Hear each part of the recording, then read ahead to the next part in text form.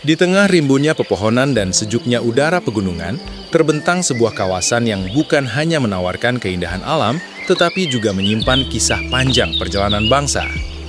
Taman Hutan Raya, atau yang lebih dikenal sebagai Tahura, menjadi ruang di mana alam dan sejarah saling bertemu, saling berdampingan, dan saling menguatkan. Saat langkah kaki menyusuri jalan setapak yang dikelilingi pepohonan tinggi, suasana terasa begitu tenang.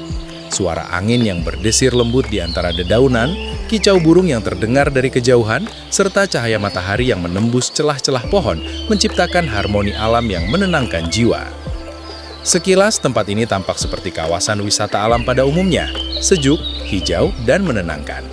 Namun, Tahura bukan hanya tentang panorama dan keteduhan hutan. Di balik hijaunya pepohonan dan sunyinya jalur setapak, kawasan ini menyimpan cerita masa lalu yang panjang dan penuh makna. Cerita tentang masa penjajahan, tentang perjuangan, tentang ketegangan dan ketakutan, serta tentang upaya bertahan hidup di tengah situasi yang tidak menentu. Jejak-jejak sejarah itu tidak hanya tersimpan dalam catatan buku atau arsip lama. Ia hadir secara nyata dalam bentuk ruang, lorong, dan bangunan yang masih berdiri hingga hari ini. Bangunan-bangunan itu menjadi saksi bisu bagaimana masa lalu pernah terjadi di tempat ini. Di kawasan inilah terdapat dua goa bersejarah, Goa Jepang dan Goa Belanda. Dua goa dengan latar waktu yang berbeda dibangun oleh dua kekuatan penjajah yang berbeda, namun memiliki satu kesamaan. Keduanya menjadi bagian dari sejarah panjang bangsa Indonesia. Goa Jepang dan Goa Belanda bukan sekedar rongga batu di dalam tanah. Keduanya pernah menjadi tempat berlindung, tempat bertahan, dan bagian dari strategi perang pada masanya. Lorong-lorong sempit, dinding batu yang dingin, serta cahaya yang minim menghadirkan suasana yang kontras dengan ketenangan hutan di luar. Kini, ketika waktu telah berlalu dan suasana perang telah berganti dengan kedamaian, kedua goa ini tetap berdiri sebagai pengingat. Pengingat bahwa di balik keindahan alam yang kita nikmati hari ini, pernah ada masa kelam yang harus dilalui. Dan melalui jejak-jejak inilah, kita diajak untuk tidak sekedar melihat, tetapi juga merasakan dan merenungkan perjalanan sejarah bangsa Indonesia dari masa ke masa. Oke pemirsa, sekarang saya berada di Tahura, yaitu Taman Hutan Raya Bandung, tepatnya di salah satu situs yang bersejarah itu Goa Jepang. Nah, pemirsa, bila pengunjung ingin datang ke sini, pengunjung harus melewati jalan setapak dan juga melewati hutan yang rimbun dan udara yang segar. Sekilas Goa Jepang terlihat menyatu dengan alam, namun di balik batuan kokoh dan lorong yang panjang, Jepang telah meninggalkan jejak sejarah di Indonesia. Namun pada tahun 1945, Jepang mengalami insiden di mana tentara Amerika telah menjatuhkan bom di Nagasaki, Hiroshima. Nah, pada saat itu Jepang akhirnya memutuskan untuk menarik mundur pasukan tentaranya dari Indonesia ke Jepang. Saat masuk ke dalam gua Jepang, suasana pun langsung berubah. Dari cahaya semakin redup ditambah dengan udaranya semakin dingin dan juga ditambah dengan suara yang semakin senyap. Goa Jepang dibangun pada masa pendudukan Jepang sekitar masa Perang Dunia II. Goa ini difungsikan sebagai tempat perlindungan tentara, pos pengawasan, hingga penyimpanan perlengkapan perang. Lorong-lorongnya yang sempit dan berliku menunjukkan bahwa goa ini dibuat dengan tujuan pertahanan. Minimnya cahaya dan ventilasi membuat suasana di dalam goa terasa pengap, bahkan menyeramkan bagi sebagian orang. Kondisi ini memberi gambaran bagaimana kehidupan di masa itu tidaklah mudah. Goa ini bukan tempat untuk beristirahat dengan nyaman, melainkan tempat bertahan hidup di tengah situasi perang. Bagi pengunjung saat ini, Goa Jepang bukan hanya ruang batu, tetapi ruang imajinasi yang membawa kita membayangkan kehidupan masa lalu.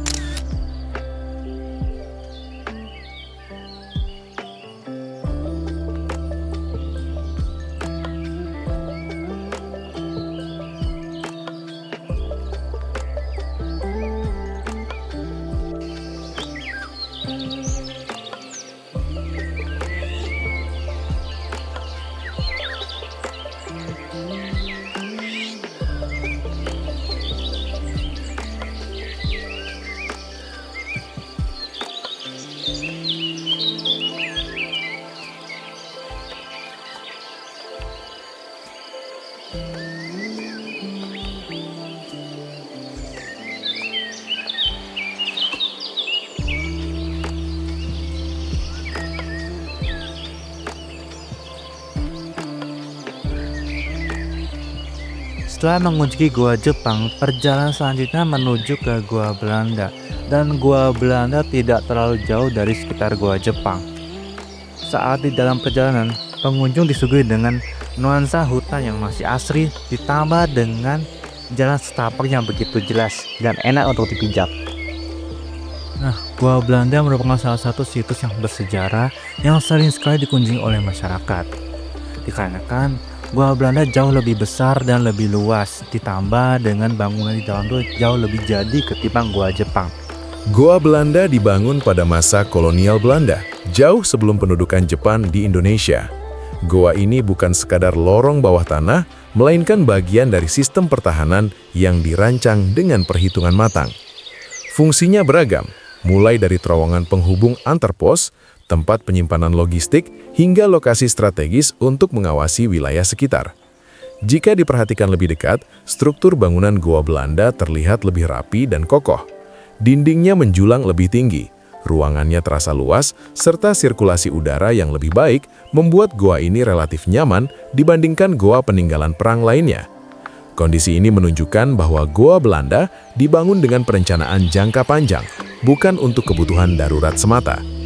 Berbeda dengan Goa Jepang yang menitik beratkan pada pertahanan cepat di masa perang, Goa Belanda mencerminkan strategi kolonial yang terstruktur dan berkelanjutan. Kini, Goa Belanda menjadi salah satu destinasi favorit di kawasan Tahura, tempat pengunjung dapat belajar sejarah sekaligus menikmati suasana alam yang sejuk dan penuh cerita masa lalu. Kan banyak pengunjung datang ke sini, ada nggak cerita yang bikin pengunjung jadi terkejut gitu? Ya, nggak ada sih, nggak ada. Ya, jadi kebanyakan yang kesini tuh yang udah sering sih. Jadi yang udah pada biasa gitu. Jadi nggak pakai gaya juga. Hotel yang udah biasa mah kan udah tahu mungkin gitu kan. Belum pernah sih. Cuma kebetulan sekitar 1 tahun ke belakang ada rombongan dari sekolahan Bekasi itu sekitar 2 bis.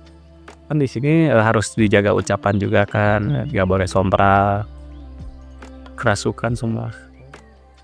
Soalnya ya nggak bisa ngejaga sikap gitu. Nah, terus tapi nggak bisa disembuhin. Sembuh itu dikeluarin dari sini lewat terminal dago semua sendiri.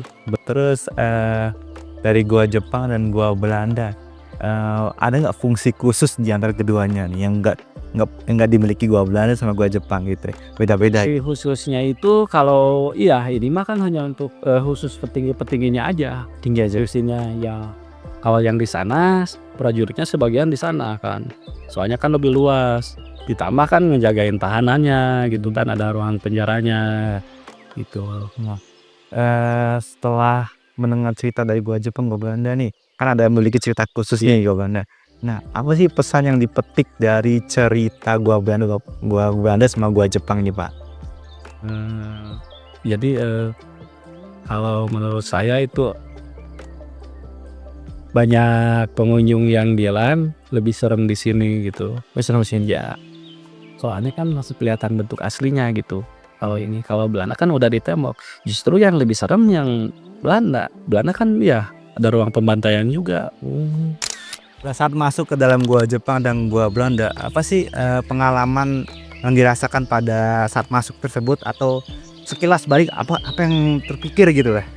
Zaman dulu itu bisa bikin goa yang kalau katanya tuh batunya tuh keras banget gitu. Ya, gimana sih peralatan atau mungkin cara mereka gitu loh sampai bisa bangun goa kayak gini di zaman dulu gitu. Kalau dari saya sendiri sih ini ya masih bingung juga sih, gimana sih orang zaman dulu tuh bisa bikin terowongan yang memang sebesar ini ya, dengan teknologi yang mungkin dulu kan kurang memadai ya masih ya. Itu sih. Terus saat gimana ya, pasti terbayangkan pas saat masuk ke dalam Gua Jepang dan Gua Belanda tuh, apakah zaman dulu tuh bagaimana kehidupan zaman dulu seperti apa sih Mas? Menurut pendapat Masnya, kehidupan zaman dulu seseorang gitu saat masuk ke dalam gua sama buatnya itu gimana cara? Kalau menurut saya sih untuk kehidupan zaman dulu itu mungkin ini gua untuk perang kali ya, atau untuk strategi gerilya gitu-gitulah. Terus bikin pertahanan sama bikin kehidupan di sini kayak mungkin tidur di sini sambil nunggu apa kayak mau perang gitu. Mungkin gitu sih. Saat mengunjungi gua Jepang dan gua Belanda, apakah pandangan sejarahnya berubah? Apa tetap sama? Kalau yang saya pelajarin dulu sih di sejarah tuh ya emang bener ada kayak perang-perang kayak gitu di zaman penjajahan Jepang dan Belanda juga ada kan di sana kan. Jadi ya mungkin ini jadi saksi apa ya? Jadi bukti lah kalau sejarah yang kita pelajarin di sekolah dulu tuh emang beneran gitu. Ya masih sama. Kalau Masnya gimana? Kalau saya juga sih ya, karena kan kalau terowongan kan harusnya digunakan memang untuk perang gitu ya. Karena zaman dulu juga kan kita kan masih dalam masa penjajahan juga gitu. Jadi kalau saya lihat gua ini sih ya masih tetap sih, yaitu menjadi bukti kalau memang negara kita itu pernah dijajah gitulah sama Belanda dan Jepang gitu. Oke, terakhir Mas. Jadi mungkin gua Jepang dan gua Belanda ini mengapa harus dilestarikan ke pengunjung-pengunjungnya atau ke generasi lain? Mengapa tuh? Pendapat Masnya tuh? Kalau menurut saya sih ini harusnya tuh merupakan warisan bersejarah lah yang bisa dipelajari buat anak cucu kita nanti. Jadi sebisa mungkin kita jaga, kita lestarikan. Jadi dibuatnya Taman Hutan Rakyat ini udah jadi bentuk pelestarian lah dari situs warisan yang bersejarah ini menurut saya. Masnya? Ya sih, kalau saya simpel juga ya, karena memang namanya sejarah itu kan harus kita ingat terus gitu ya bahasanya. Jas Jadi merah, jangan sekali-kali melupakan sejarah. nah iya, jangan sekali-sekali melupakan sejarah. Jadi itu sih mungkin basis dari pelestarian goa ini gitu, supaya kita tetap mengenal masa lalu. Oke, pemirsa, tadi kita udah mengunjungi gua Jepang dan gua Belanda. Sekalian kita ekspor.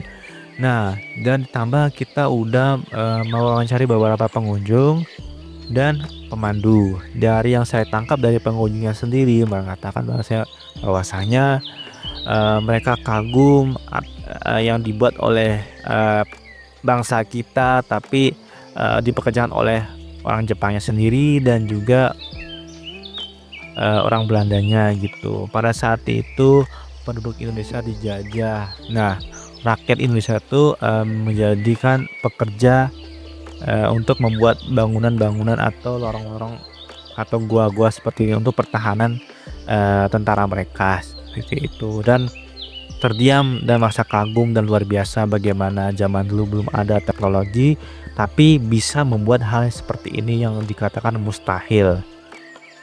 Dan juga pendapat dari pemandu mengatakan bahwasanya kita tidak boleh sompral saat mengunjungi di suatu tempat, apalagi tempat yang memiliki sejarah yang panjang seperti Goa Jepang dan Goa Belanda. Karena Goa Belanda memiliki story dan Goa Jepang memiliki story. Kita harus menjaga attitude, sopan santun dan berakhlak dan tidak boleh sompral agar kita tetap dapat menikmati story-story atau cerita-cerita atau sejarah yang ada di Goa Jepang dan Goa Belanda. Goa Jepang dan Goa Belanda menjadi pengingat bahwa sejarah tidak hanya tersimpan di buku pelajaran.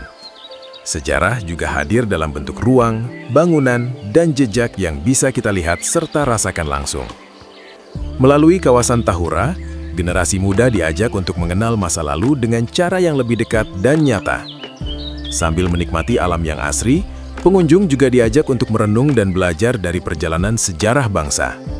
Dengan kepedulian bersama, Taman Hutan Raya diharapkan tetap menjadi ruang belajar, ruang rekreasi, dan ruang sejarah yang dapat dinikmati oleh generasi sekarang dan generasi mendatang.